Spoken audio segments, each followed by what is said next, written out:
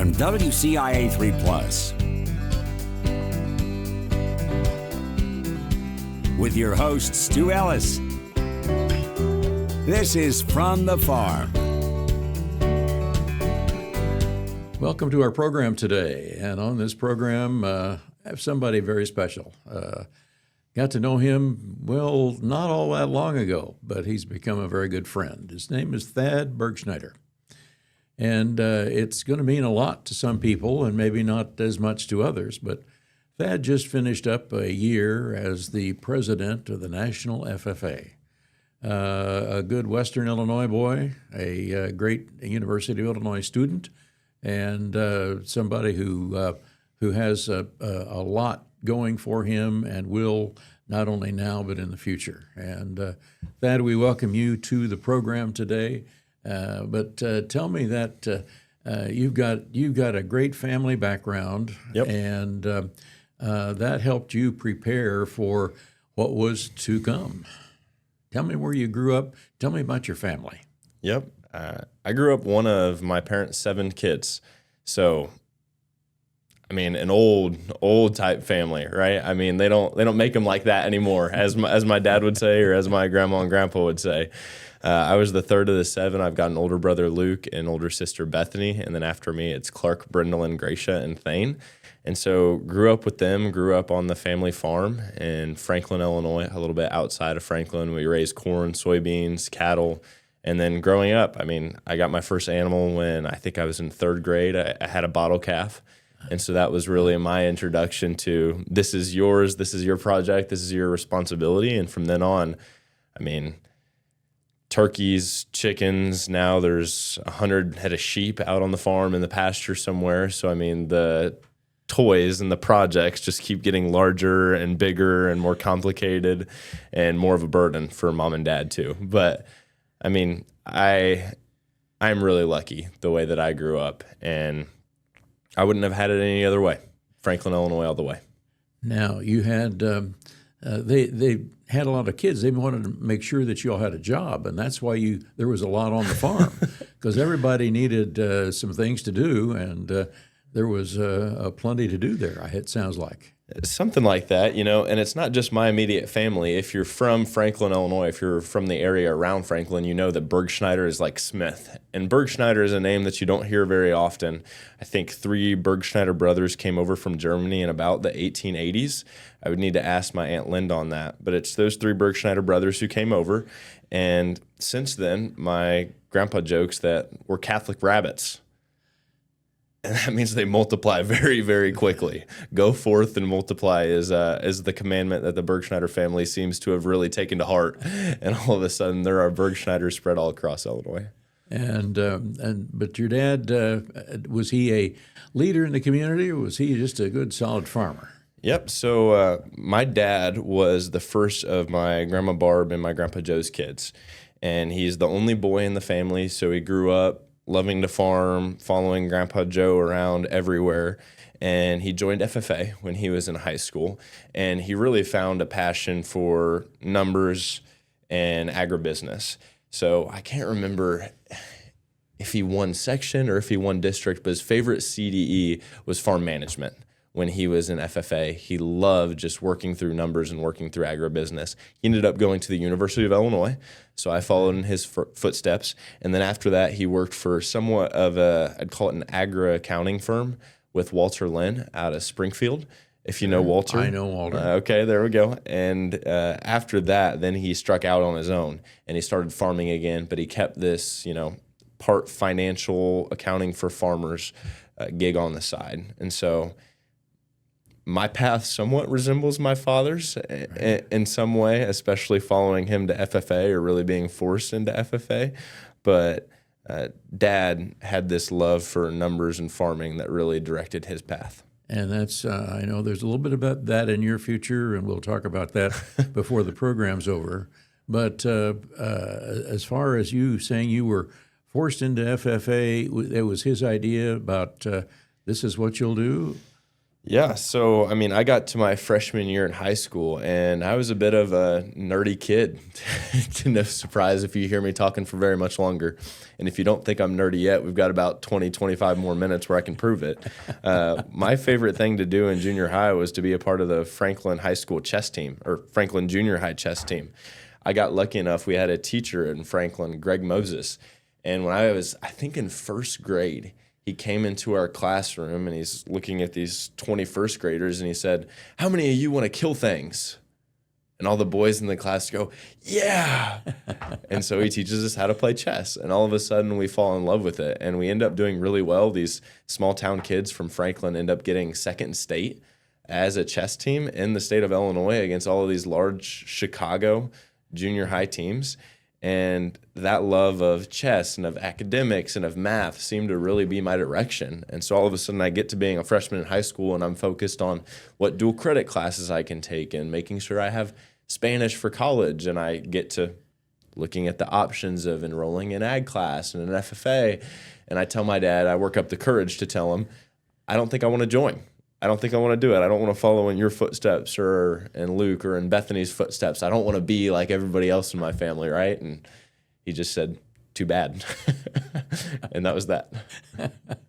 So you had went to school at Franklin. Yep. Had an FFA career there. Leadership positions in the chapter.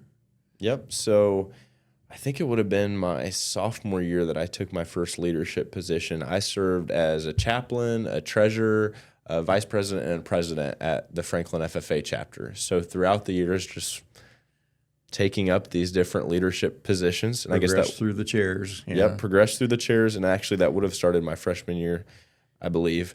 And through those 4 years, I mean, my ag teachers, Brent Nelson and Caitlin Kane, they just continued to push me forward. And after you're the treasurer, then all of a sudden, you know what, I think you need to do the next thing. And then all of a sudden, you're leading the chapter, and then you need to do the next thing. And my senior year of high school, I'm serving as the Section 14 president. And that just continued to roll on and on and on. Okay.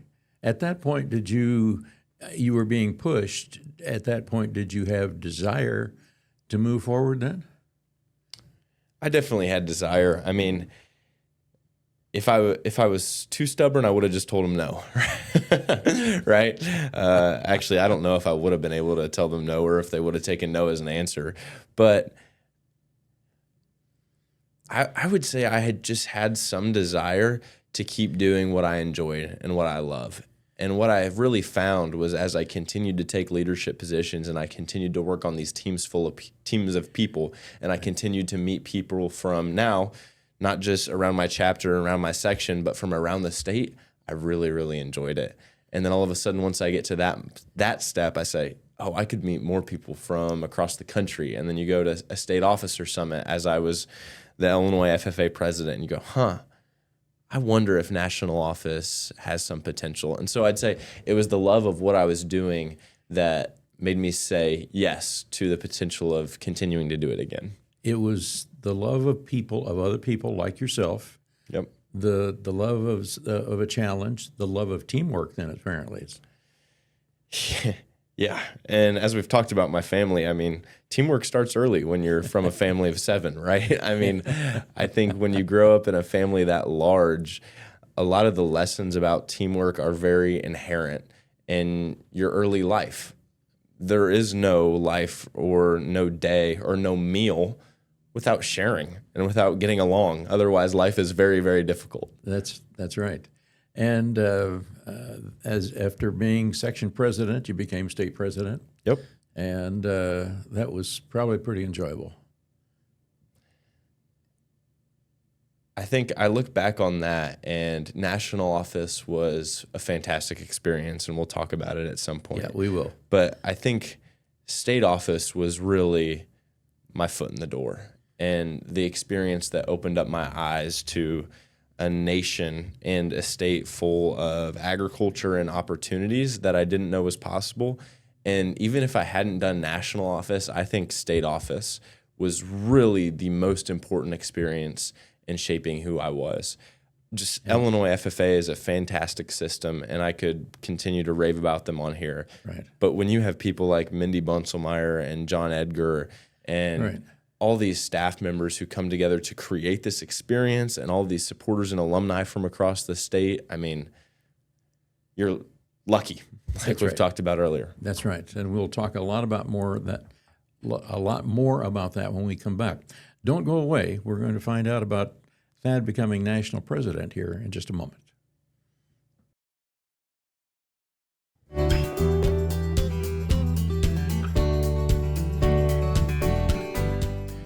WCIA viewers first saw Thad on election day of 2024 and had the honor of bringing him into the studio for a live visit and said that to everybody, I said, this is election day, but you really don't need to go vote because we've already got our national president right here.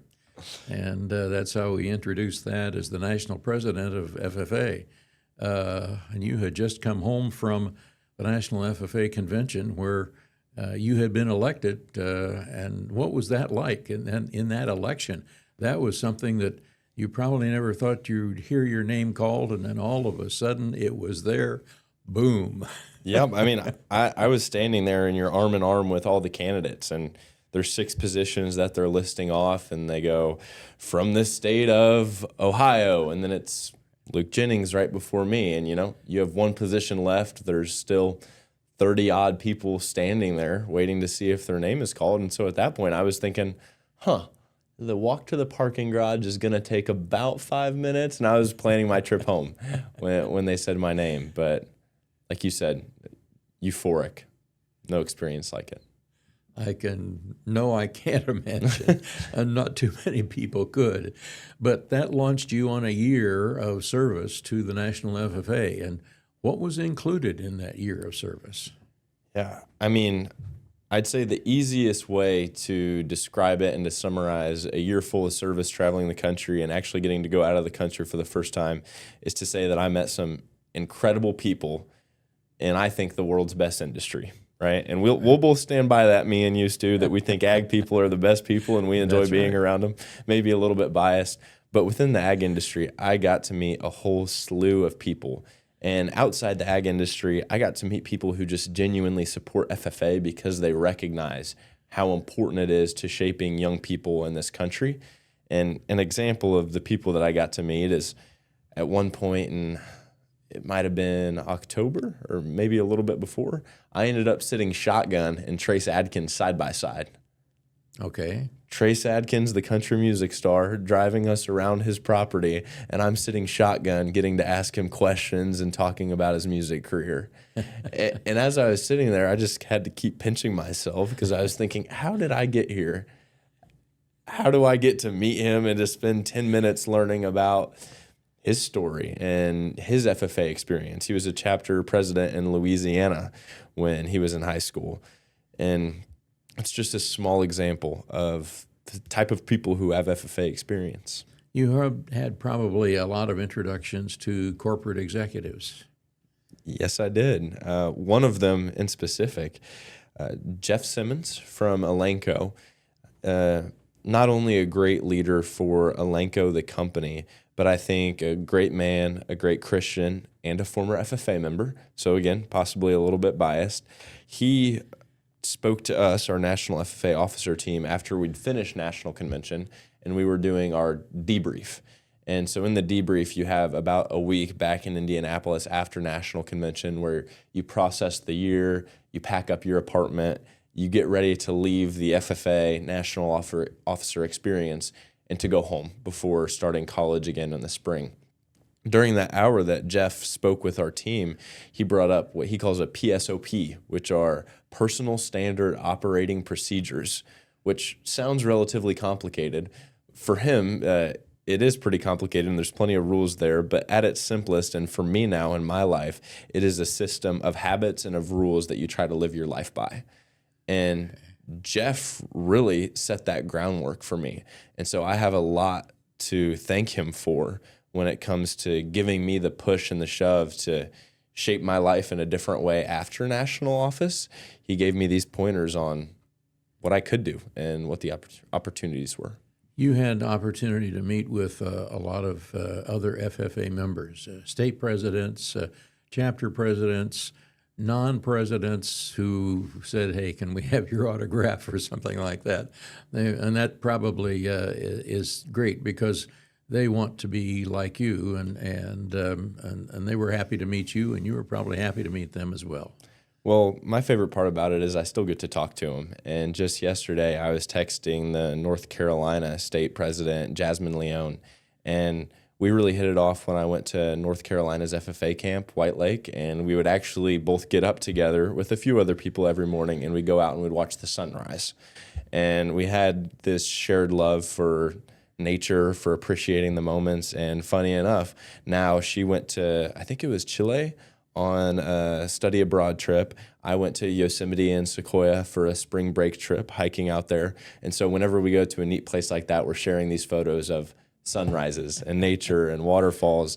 And I think that's really what happens is when you have the opportunity to meet these people, your niche interests are going to match with somebody. And as someone who has a lot of niche, at times odd interests, that was another part of national office that I enjoyed. There's a state officer in Kansas, Bryson, and we played chess together.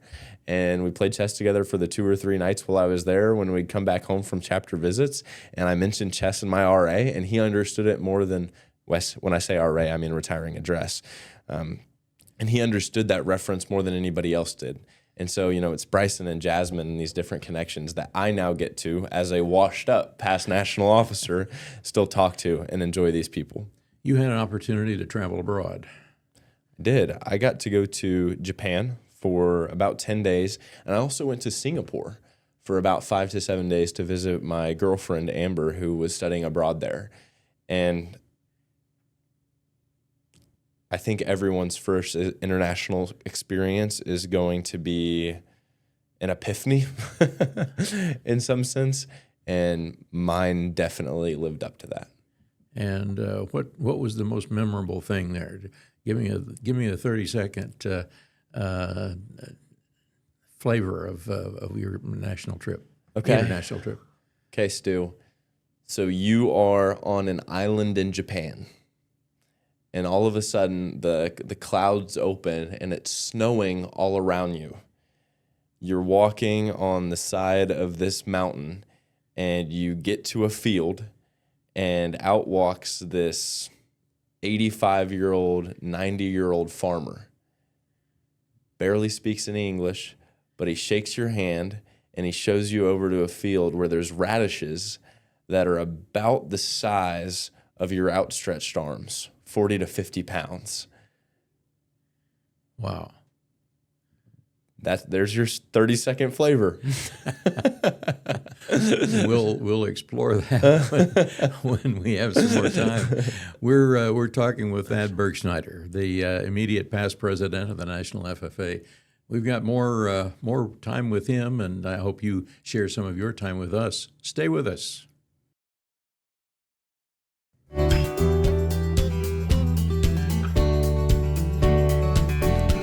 Our guest today, Thad Bergschneider, Franklin, Illinois boy who grew up through FFA, went through all the chairs from Franklin to Indianapolis, where he just retired as National FFA president. And you are studying agribusiness here at the University of Illinois.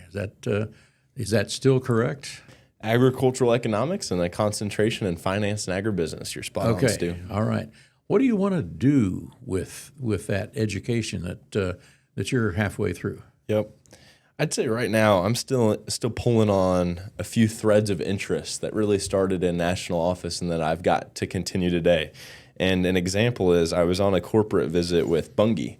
And during the visit, we were talking about how Bunge really isn't as popular or as advertised as other multinational grain companies. I mean, you hear ADM, you hear Cargill, you hear Bunge, and usually, unless you're a farmer, you're less familiar, if you'd agree with that. That's exactly right.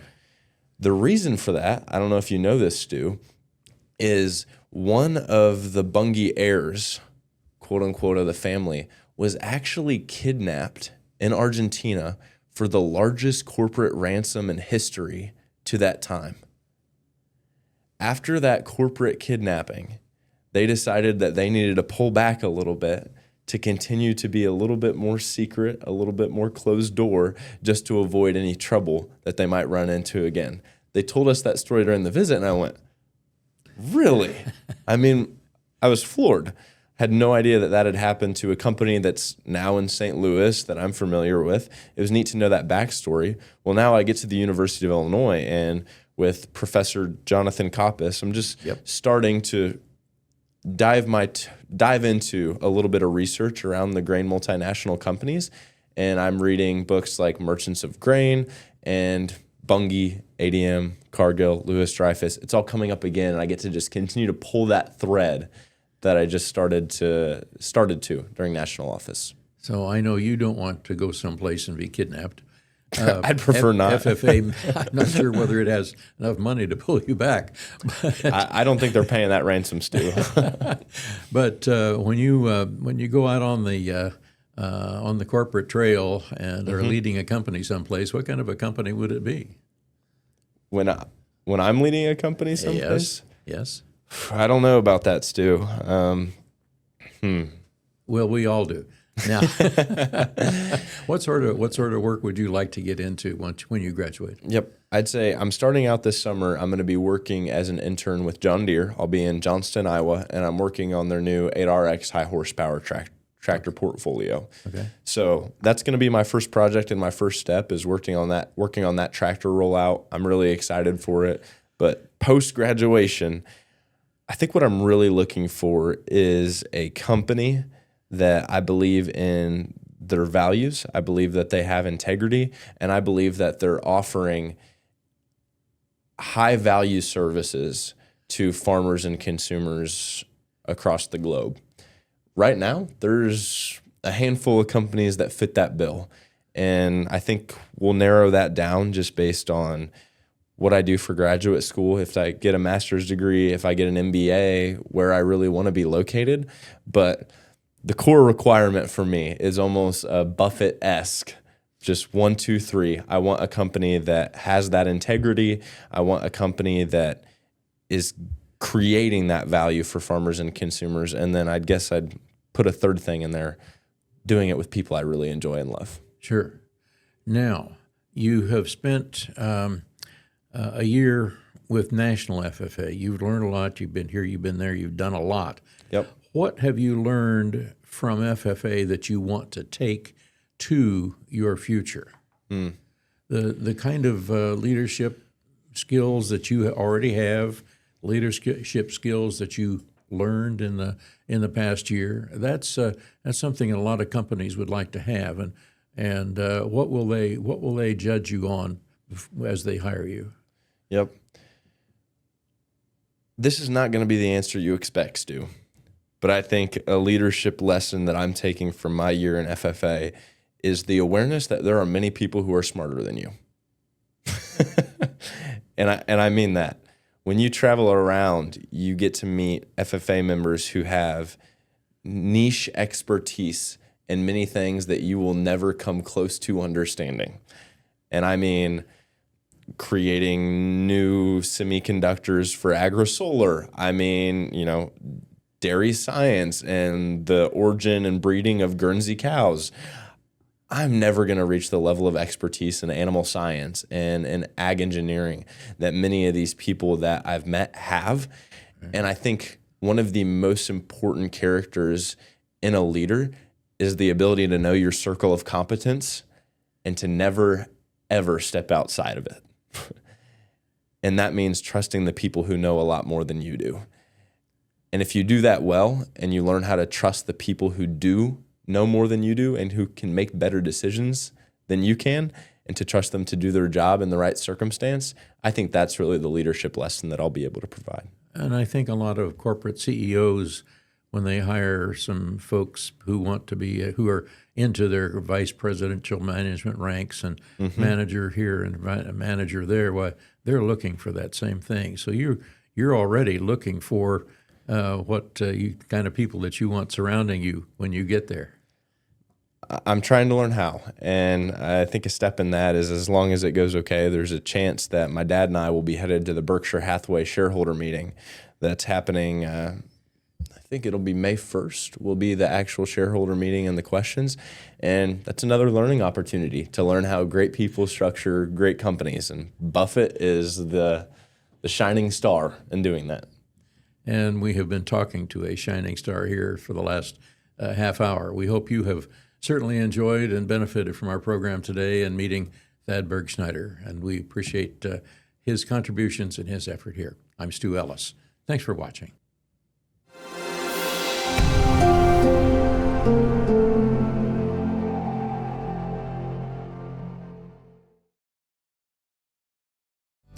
From WCIA 3 Plus,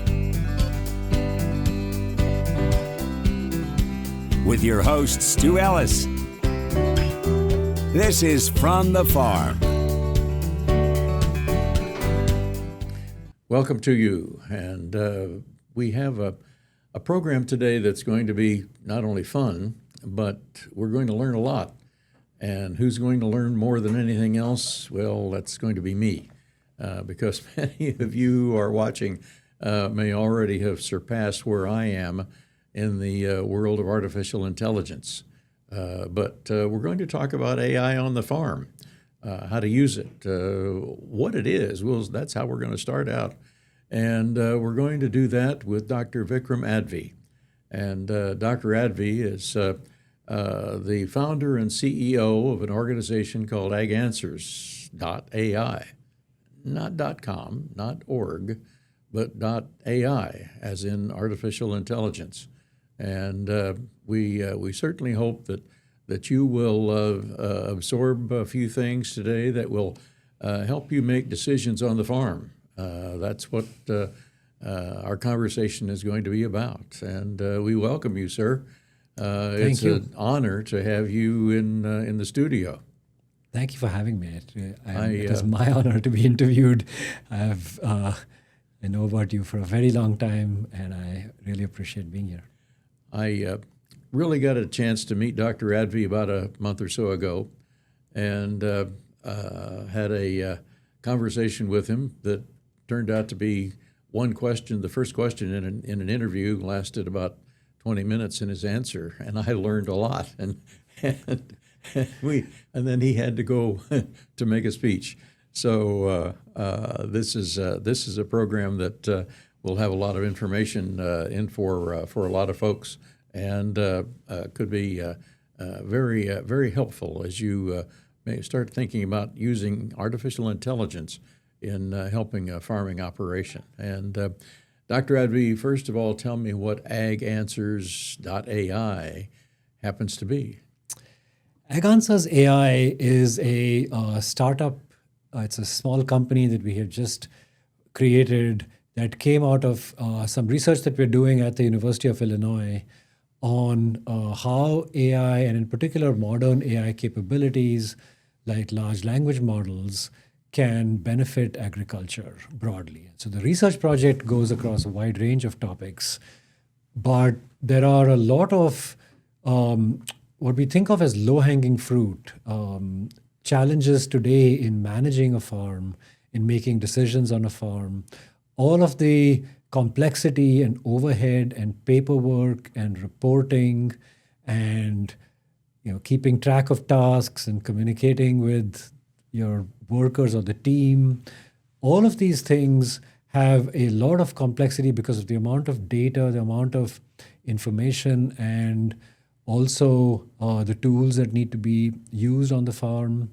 And these things take farmers away from the core purpose of growing crops and planning crops towards a huge amount of back office overhead that is probably not what they signed up for when they said, I'm going into farming.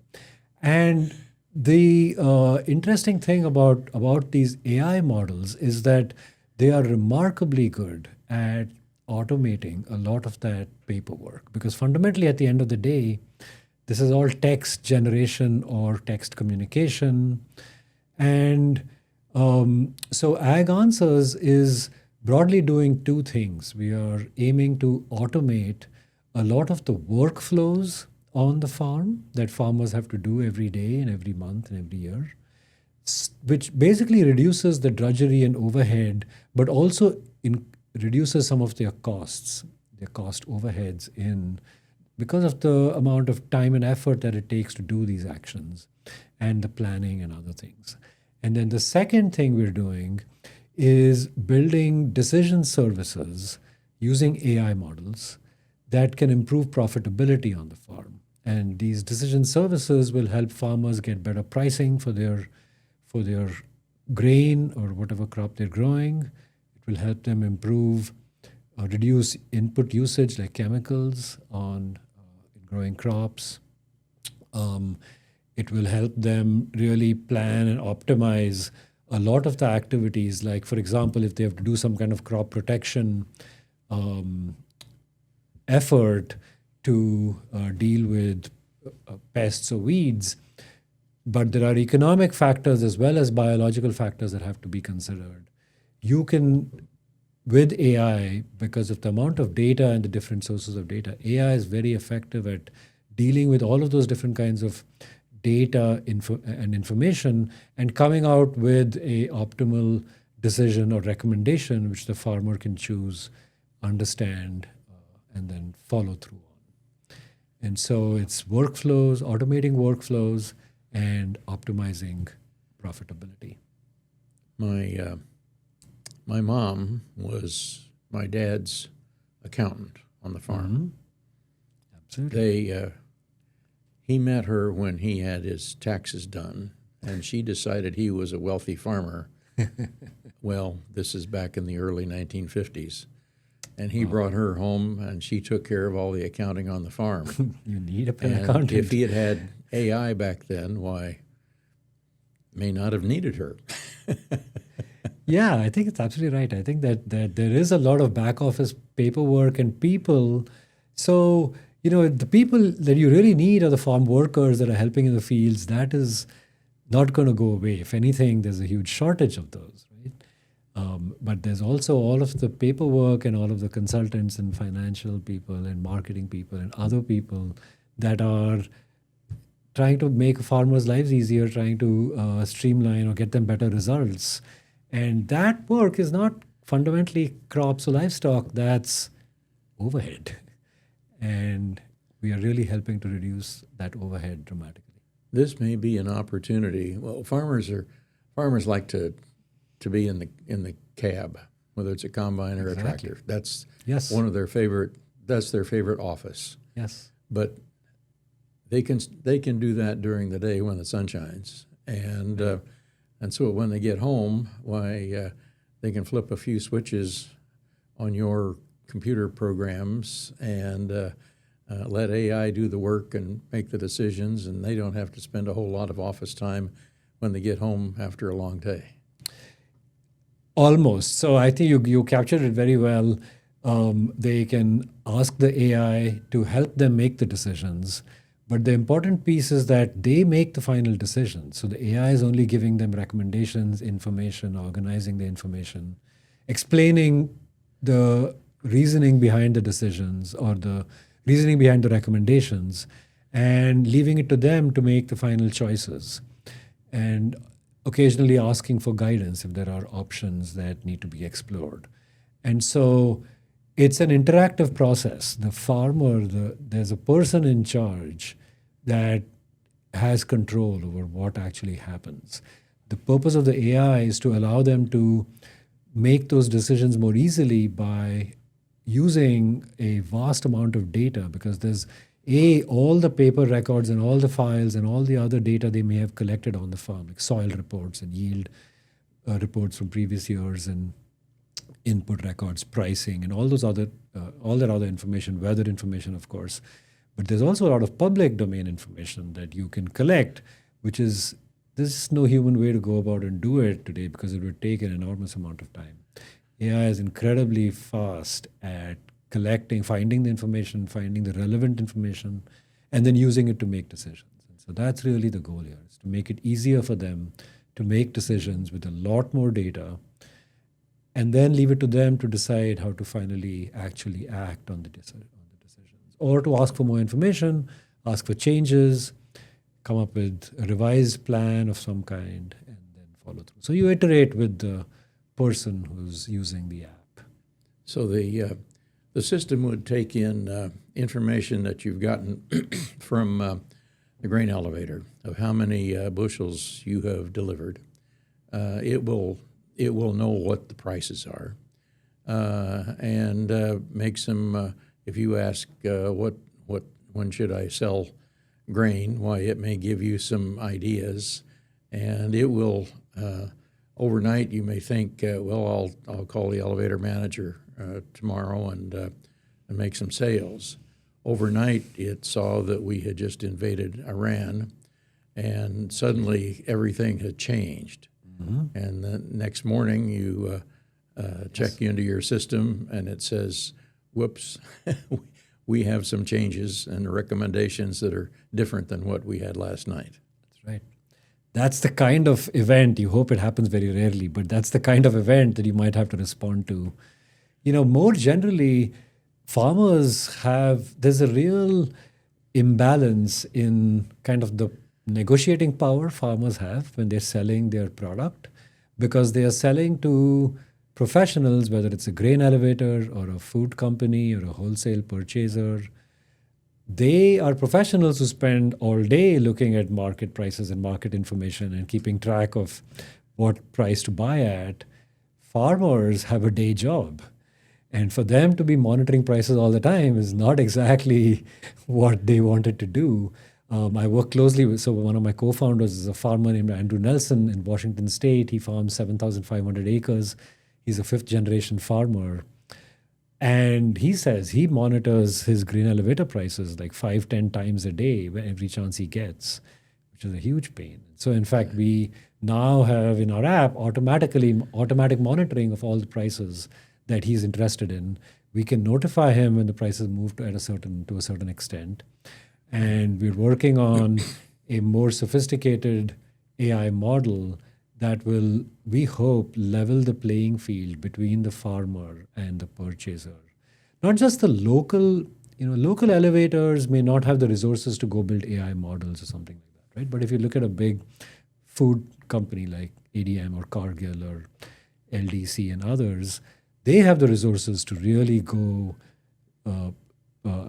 put a team, build a sophisticated model. We think farmers should really have that kind of ability or negotiating power. So lets farmers catch up with the people. That's exactly right. That they deal with. Yes. We're going to be back and continue with our conversation with Dr. Vikram Adve, talking about the use of implementation of AI in agriculture and on your farm. Don't go away. We'll be right back.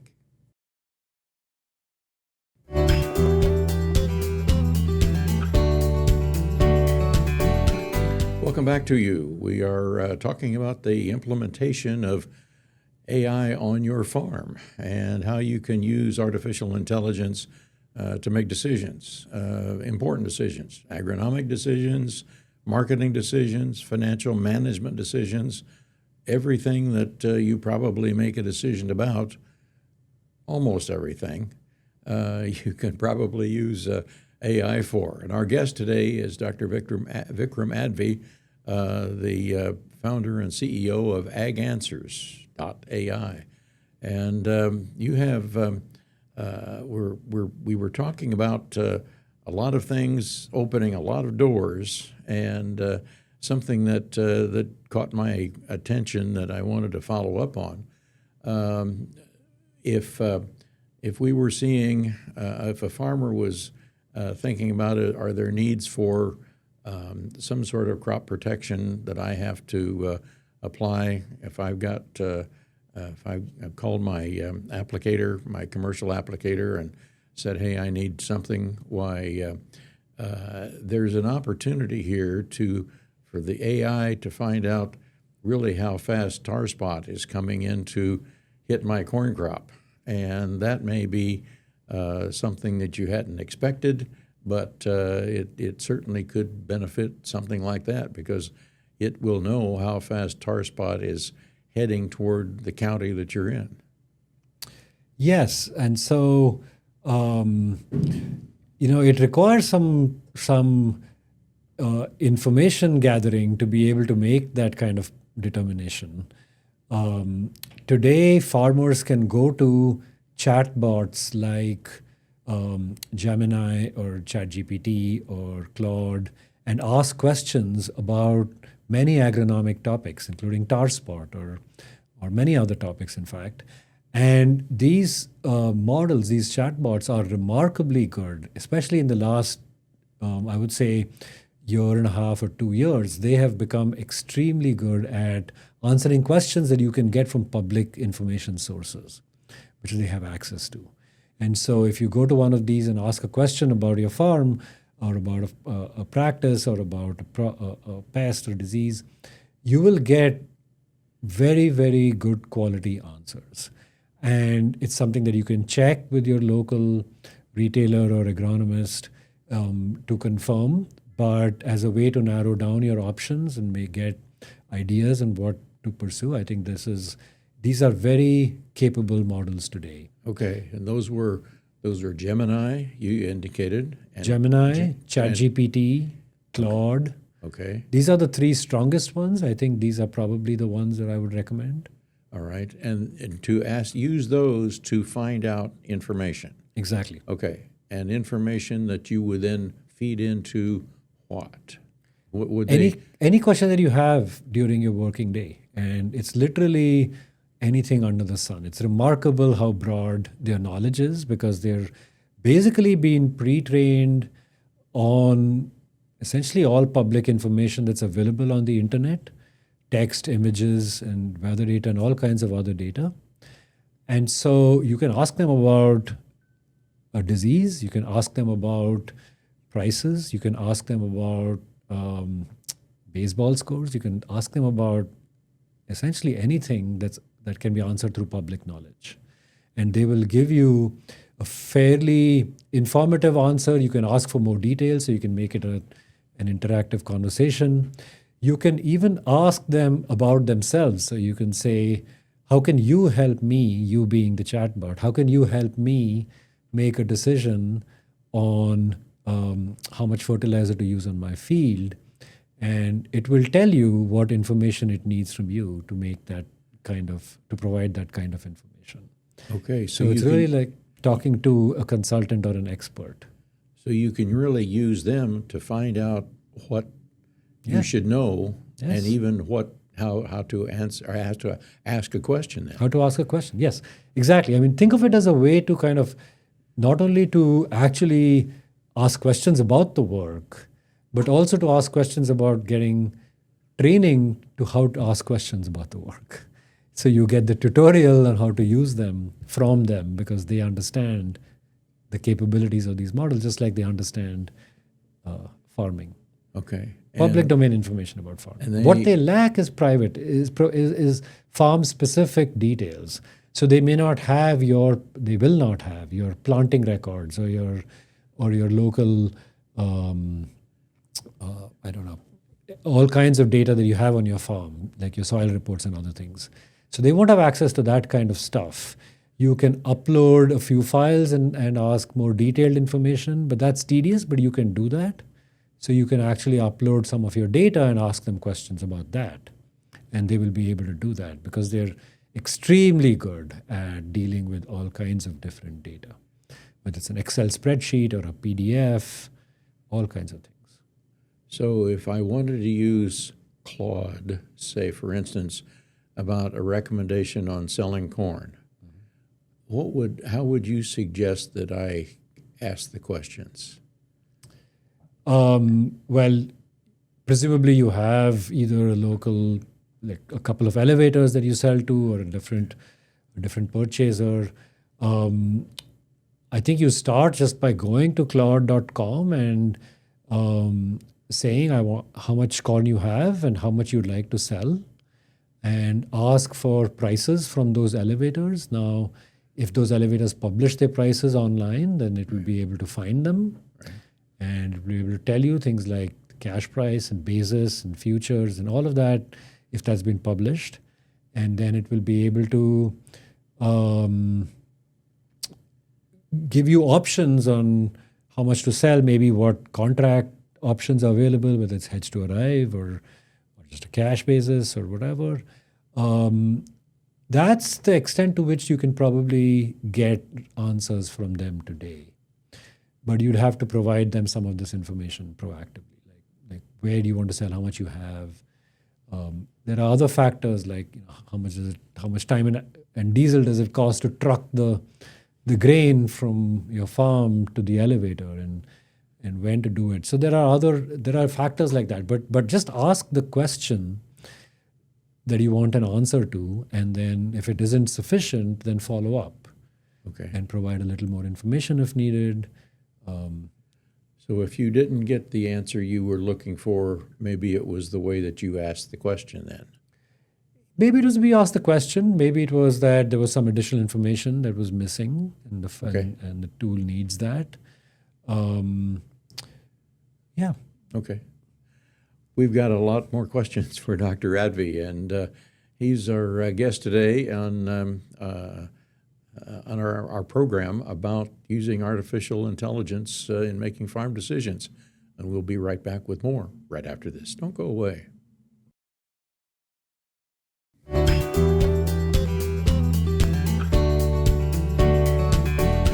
Welcome back as we wrap up our program on using artificial intelligence in agriculture. Our guest, Dr. Vikram Adve of Aganswers AI, and you have created some phenomenal resources for farmers. What do they think about it, or are you looking for farmers for a little bit of a test marketing? Very soon we are. We have two farmers today. So one of them is our co-founder. He and his team have been using the app on their farm. We have another farmer in Central Illinois who has been working closely with us, and she and her team are testing it out as well. Very soon we are going to be doing a beta round, where by beta is just a technical term for a test round, with a group of early users to give us feedback, to give us guidance, to give us a sense of how much value they get out of it, what is easy to use, what is not easy to use, how we can make it better for them. And so that's something that we are going to be doing later this summer. And we're looking for farmers who would be interested in trying out a product that we hope will make their operations much easier. What will you be asking them? What will they need to do or provide, or what's the interaction between you and them? They would go to our website, they would sign up, they would add their team members, they can add their phone numbers, because one of the main principles of our app is that all interaction should be through natural language. You can talk to the app, you can make a phone call and get information, you can use WhatsApp to send messages, you can text to it, you can type into it. You don't have to point and click and dig through menus and layers of software forms to be able to interact with it like software used to be. And that's one important simplification with modern AI. So they can sign up their team workers, and then upload their data. So their data will always stay protected within for their own farm. We do not use it for any other purpose. We do not sell it. We use it to give answers that are contextually specific and relevant to the farm. We use it for tracking tasks. So, for example, if you say, I need to repair something on my tractor this week, it will automatically do what we call task enrichment. It will go find all the information about your particular tractor model, get diagrams, give you a recipe, or give you instructions on what needs to be done for that task automatically, so that the main function is task tracking for the team, to be able to say who needs to do what, when, and give them reminders and things like that and check them off. But the point is that we make it also easier to do the tasks, because we're proactively looking up all the information that you are going to need and then attach it to the task, so it's handy when you go to do it. And so it's an example of being proactive. So one of the main principles behind the scenes is We want the app to be proactive about anticipating what you will need and have it available for you. And because the app has a deep understanding of farming, and so when you give it the data and you give it the tasks, or you give it like a contract or something else, or bills of lading, or all kinds of receipts, all kinds of other information, that gives it deep understanding of the actual specific actions or operations that are happening on the farm. So if we have wetted someone's whistle to take you up on your invitation, how do they get hold of you, or how do they indicate that they want to participate or just find out more information? Yes, so they can either email us directly at questions@aganswers.ai. Questions@aganswers.ai. Yes, Okay. or go to our website, aganswers.ai, and there's a button there you can click to ask a question, to contact us, in other words. Those are probably the two easiest ways to reach out to us, and we would love to hear from you. Fabulous. I hope you at home who've been watching and listening have learned at least as much as I am. I've been blown away by finding out what all this is about. So good luck to you, and we hope you may participate. We appreciate Dr. Vikram Adve of Aganswers AI coming to visit today, and we hope you have a good day and give him a test drive.